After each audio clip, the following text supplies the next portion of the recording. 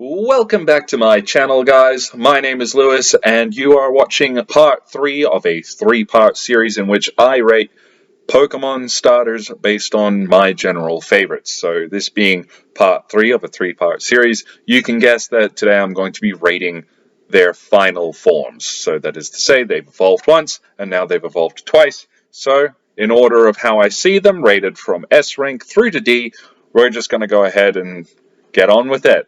So, front and center here we have Samurott, and Samurott is pretty cool. I'd give him an a pretty generous A. I think he's better than a B, but not by much, honestly. I've always found it a bit weird that he evolves from like a biped to a quadruped. That's not how evolution works, but he's a total boss and a complete unit, and I don't think anyone actually really dislikes this Pokemon, so there you go. Rillaboom, I believe is how you pronounce it, from Sword and Shield. He is... I'd probably put him a B. I want to rate him higher, but there's just something about him that feels very samey. Like, I think he's very similar to earlier grass starters. And that's not necessarily a bad thing, it's just this guy hasn't wowed me like some others have. And a good example of a Pokemon that has wowed me is absolutely Torterra. Torterra goes straight to S rank because I think his design is absolutely brilliant. He is based on the World Turtle, and if you don't know what that is, I'll leave that research up to you. But it is a really cool reference, and his design is just great. If you've been following the series, you'll know that I like Pokemon where, like, the longer you look at them, the more you find, and Torterra is absolutely that. Delphox? I'd put Delphox as a pretty high B, not quite an A. Delphox is a pretty unique design. I like that it has like a weapon, and not just a weapon, but like a wand. It's pretty bold. It's a bold design, and it works. I would have designed it a little differently. I'd have taken those tufts of fur out of its ears, or at least dumbed it down a little bit. I don't think that adds much to the design. I think without it, it would have looked really, really cool. Feraligatr is way up into A rank. I love Alligator. He's just so happy looking. Like, I feel happy when I see Alligator as that infectious smile, you know. And that's all I really need. Typhlosion, I want to put Typhlosion higher, but I have to put him in B rank, where Cyndaquil and Quilava have really unique and interesting designs. Typhlosion feels kind of like a step backwards. Like, he gets bigger, but there's like less fire overall across his like surface area and everything, and like he doesn't gain anything. It's a bit disappointing. Sceptile is in B rank. There's nothing wrong with Sceptile. If you remember my second video in this series, I do rank Grovyle very high, and I do prefer Grovyle's design by a lot, so I feel like similar to Typhlosion, Sceptile's design is just a step backwards. Decidueye is also in B rank, just because, like, similar to Delphox, it's a very bold and unique design. Like, no other Pokemon looks anything like this. He's very much his own shtick. My one critique is it's kind of like, if you didn't know any better, you wouldn't even guess that that's a Pokemon. Like, I mean, that's just how I feel about it. It's cool, it's just, there's something off about it. Empoleon, I'm going to put Empoleon all the way up into the A section, because I just like Empoleon. Some of my first experiences playing through a Pokemon game legitimately were in Diamond and Pearl. I chose Piplup, so I ended up with Empoleon. I'm always going to have that special place in my heart for him. Greninja, I'm gonna put Greninja also in B. Greninja is cool. I feel like this is going to be an unpopular opinion, because Greninja is universally just loved by everyone. And I love him too, but he just doesn't impress me the same way. I can appreciate him, but his design is just not my thing, I guess. I believe his name is Embor, and that should tell you enough that I'm putting this guy into D rank. I don't like his design. It looks very clunky. It doesn't look cool. Pignite is worse, and so is Tepig. This is definitely the pick of the three forms. Obviously, he does look like the final form of an evolutionary line, but it's so weird with Tepig because I don't like any of his forms, and this is definitely an improvement, but it still feels disappointing. I wish that he had just. I just don't like this line. I'm sorry. Swampert, I'm going to put him in C. So breaking the chain, Mudkip went to D, Marshtomp went to D, and Swampert is actually in C because I don't mind Swampert's design. Unlike the other two, unlike Mudkip, Swampert doesn't look dumb. He doesn't look like a serial killer like Marshtomp. He's definitely his own thing. And it's actually kind of cool. I like the orange bits on his limbs. I like his big tail and everything. It's pretty unique and it works. His first two forms really annoy me, but this one's alright. This could have just been a Pokemon on its own, in my opinion.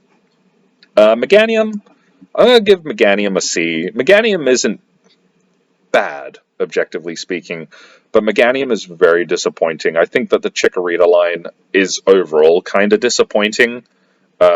Especially because I have memories of Gen 2 being announced, and like, what, more than 151 Pokemon? That's a big deal. And it's like the first Pokemon is Chikorita, which is kind of like, oh, it's like a. I don't know what that is. It's got a leaf on its head. And then it kind of turns into this. It doesn't hold my attention very well.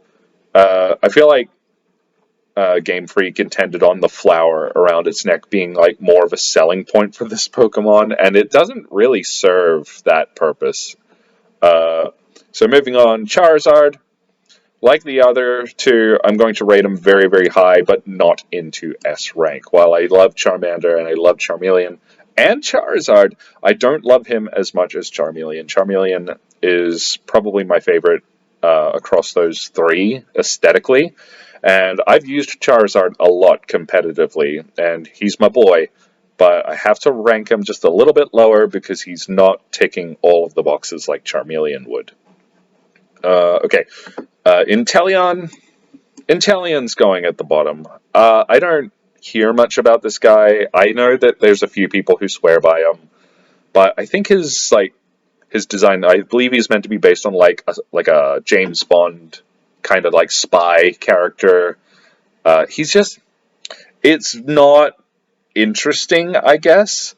And there's not much else to say about that. I'm sorry.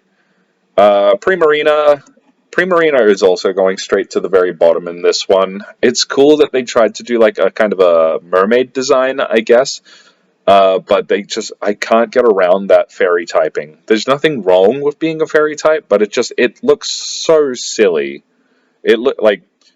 I'm quite certain that the Primarina line is actually meant to be based on like a performance like seal, like the kind you'll find at the circus that does tricks, balances a ball on its nose. So it makes sense. I just don't like it. I'm sorry. Blaziken. Blaziken is S rank. Blaziken is a great Pokemon, and I don't think anyone would disagree. Just everything about this guy is perfect in my book. His typing, his design, his size, everything about this guy. I love using him. He's viable competitively and aesthetically. He just makes a great visual companion. Cinderace. I'm going to put Cinderace down into the C section. I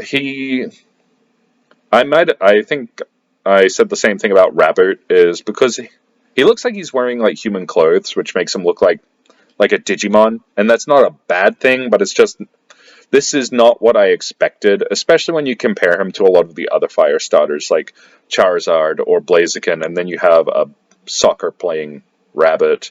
It looks kind of silly. Venusaur is a rank. Yeah, I've decided. Not so much for the visual aesthetic, though I do like that he is the obvious progression from Ivysaur, which is cool. I like it when it's obvious visually. But competitively, this guy is just like a big secret. Like, there's two kinds of people. There's the kind of people who think Venusaur is the weak choice, and then there's the people who know that he's absolutely not the weak choice. Like, competitively, this guy is more dangerous than Charizard or Blastoise. Potentially one of the best starters you can use in competitive Pokemon. The more you know.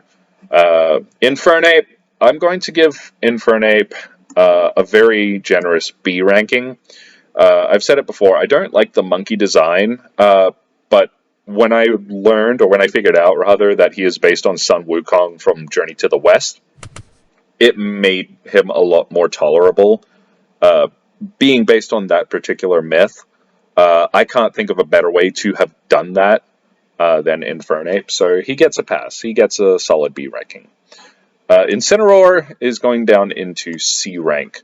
I don't hate him as much as some others, but I do begrudge that Litten and Torracat look like they are progressing into something, and then you end up with Incineroar, who is like a completely different thing. He picks up this whole professional wrestling motif with like the title belt and the wrestling moves, and these aren't themes that you see explored in his previous two forms, really.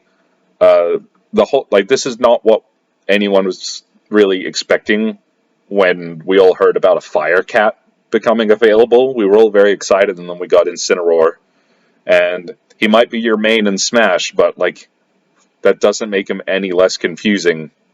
Serperior, I'm gonna put Serperior in B. Of the three choices from Black and White, Serperior was my choice personally, and while Samurott is really cool, I think Serperior just suits me a lot better. I like his utility in the competitive realm. He's got really good base stats. He's just a good choice. I like him. He's alright. Far from my favorite, though. Blastoise, I'm going to put Blastoise down into B rank. Unlike the other two from Gen 1, Blastoise is kind of my weak link. It's just, he's a turtle with cannons on his back, and criticizing Pokemon designs is never a good road to go down because there's double standards everywhere. But for me personally, it's just not engaging. And on that note, we're at the last one of this list, and that is Chestnut. And I am going to put Chestnut all the way up in S rank, because Chestnut, like a lot of others, the longer you look at him, the more interesting he gets. And I feel like Chestnut does not get enough recognition. He has a lot of good utility and really good defensive stats. He's got Spike Shield, and just there's so much about Chestnut that I think is really cool, really useful, really well designed, and you never see it get talked about. Definitely the black sheep of the starter realm, I guess you could say. But I rank him very, very highly, and I'm glad that I used him in my first playthrough of X and Y. In any case, that is our list of Pokemon starters ranked from S through to D. So episodes 1, 2, and 3 are now out, and this is how I've ranked it. Comment which ones surprised you and which ones you agree with. I know a lot of my opinions so far have been quite unpopular, and that's okay, I think. In any case, if you liked the video, then give it a like and subscribe to the channel. Comment other ideas for videos like this or completely new content. I'm open to all suggestions. Until next time, thank you very much for watching. I'll see you next time.